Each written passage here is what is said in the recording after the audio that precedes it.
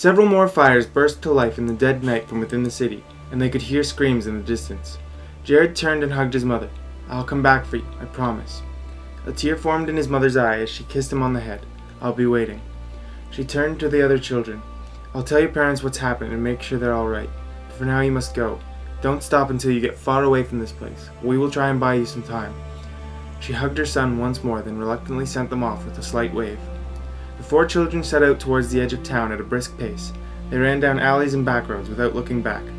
After a few minutes they came to the edge of the city, where the great barrier stood. They stopped for a moment, staring at the shimmering wall before them, and Saffron thought of how she had created this nearly 4 lifetimes ago, and even now was the one sustaining it. They glanced at each other, and then simultaneously stepped through the barrier and entered into the darkness of their torn world. They had no idea where they were going. They had no home now. They had to keep moving. They aimed themselves towards the forest at the top of a hill a few miles away, and they didn't stop running until they had reached the edge. They stood atop the hill, the cool night breeze blowing against them.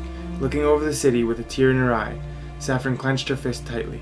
"I will become strong, grandfather," she said with a newfound fury in her voice, as she turned and was consumed by the darkness of the forest. Hi, my name is David McGuire. I'm 19 years old, and beginning October 3rd, I will be a full-time student at the Toronto Film School for Film Production. What you just watched was an excerpt from a story that I've been working on, and the shots were just taken around my home. Next year I'll be living in Toronto, and it's going to be pretty touch and go financially, so this bursary would really help me out. Film's my passion, and it's what I want to do for the rest of my life, so I'm going to make this work, and this bursary would really help me make ends meet next year. So please vote.